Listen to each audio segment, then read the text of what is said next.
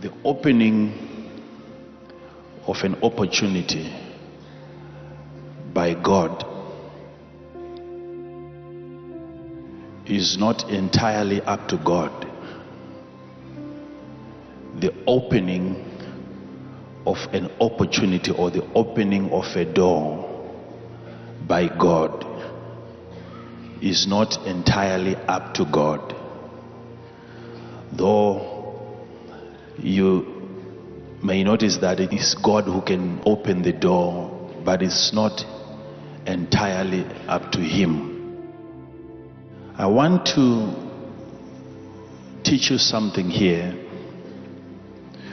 which is a requirement even for God to perform a miracle in your life. There is something that you are expected by God to do even before God can open certain doors in your life. One day, at the beginning of his ministry, Jesus was invited. And Jesus attended a wedding. And whilst he was there was a crisis.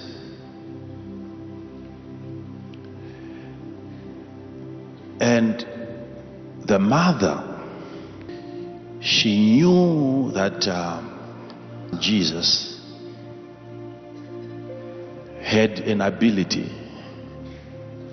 given to him by his father to correct situations. So she went to Jesus and she said, "They have got no wine. There is no more wine." And Jesus did not say to her, "I'll do a miracle." Jesus did not say that I'm going to correct the situation. Jesus simply said unto her, "My time has not yet come." And then the mother left Jesus. She went to the people working close to him, and she said, "Everything that he tells you to do, do it. Before my son does anything, he will make you do something."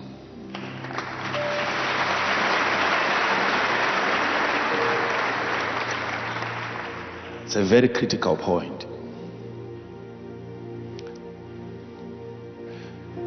There are things that you are going to be expected to do before God can open certain doors in your life. They are all geared up. Their expectation is so high, and they are anticipating a miracle in the next 3 minutes. God is about to do something. And then the preaching of the mother is very important. The mother had to present a teaching, a sermon to the people around Jesus, like yourselves. And she said, whatever he tells you to do, meaning that before he does anything, you'll have to do something. A miracle, I can assure you, this is my son, I know him. But before he performs any miracle, he makes people do certain things.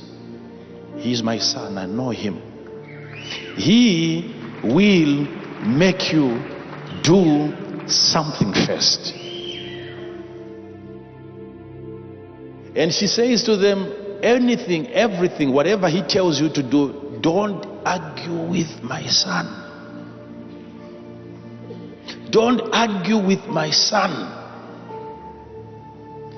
He will tell you, I don't know, you see, I think it's because Jesus had done some certain miracles at home.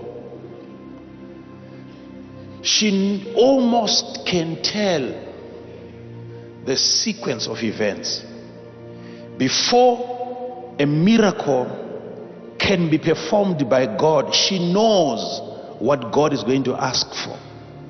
He is going to ask you to do something before the miracle.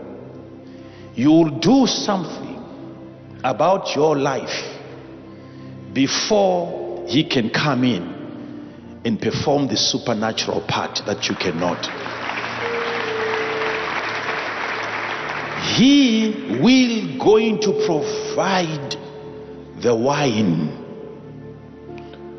but just soon before the provision of the wine, he will make you do something. You are here to see him do something, but he will make you do something. And what he's going to ask you to do is something that is within your ability. He will not ask you to perform the miracle. He's never going to ask you to provide the wine. But he will assign you, he will ask you to do something that is within your grace of that moment. And whatever he tells you to do that part, and then my son will finish the rest.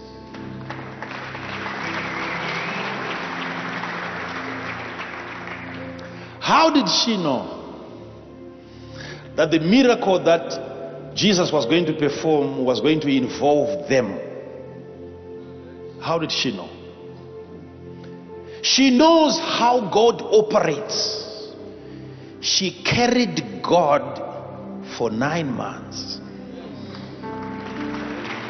She interacted with the systems of heaven. She knows anytime God is about to perform the supernatural, he will give you space first. He will give you an opportunity first. And it is during that opportunity that you have to do something before he can do the part that you cannot do for yourself. That is why we are here today. We knew that God was going to perform a miracle, but what we did was to come. Physically, we had to be here today. You have been to college, and at the same time you expect a miracle. And what you have done is what was expected. Before he can do anything, he will ask you to do something. So I want you to follow this. Elihu, who was Job's friend, he said, I noticed that I was young and you are old. I'm young and you are old. And that's the reason why I kept my opinion to myself. I kept quiet because of age. I'm young and you're old.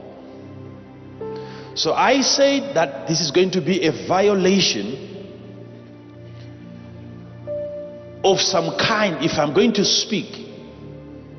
You are older than me, you have more experience, so I kept quiet because I'm too small for this situation.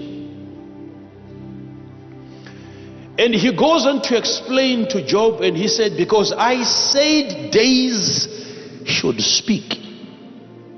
That's in chapter 32 of the book of Job. I said that days should speak. and multitude of years should teach wisdom.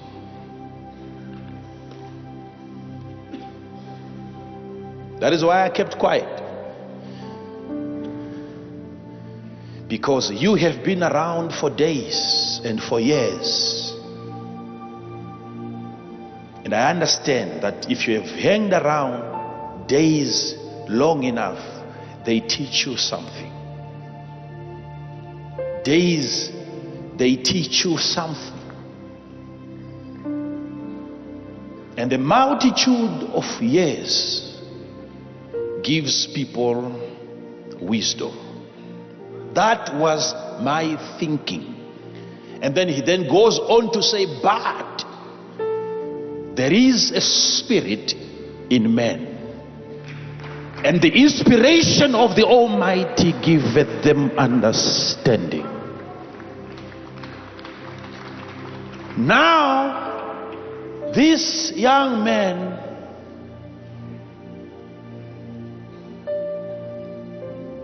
he just got a revelation that it is never about age.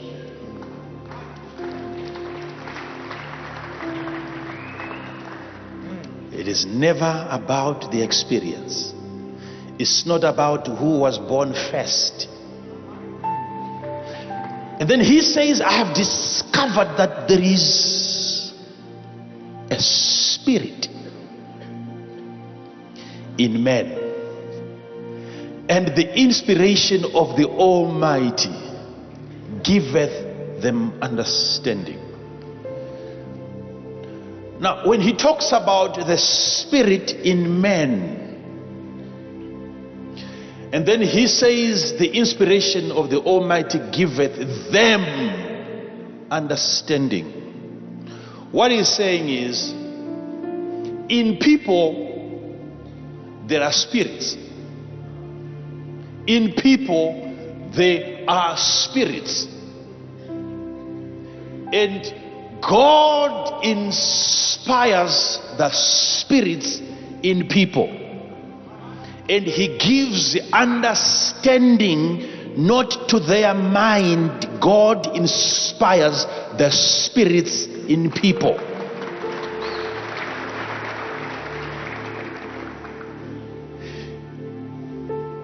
Your school has done a great job. The university, they did a wonderful job. But there is a part in men that only the Almighty gives inspiration to. There is the part in men, not the brain. The spirit in man is given understanding by the inspiration of the Almighty. People have been everywhere trying to improve themselves physically, and yet in them there is a part that only God, no professor can inspire that part. Only God can inspire the spirit in man and gives it understanding. Saying this because secular education is never going to be enough. You will wander around the same mountain for the rest of your life and continue living a miserable life. Why? A part of you that only God can inspire, no other man can inspire. Only God can inspire. That's why we are here. We are here to be given understanding. How does it come? It comes when the Spirit, the inspiration of the Almighty, touches our spirits. God inspires a spirit in a man to do wonders.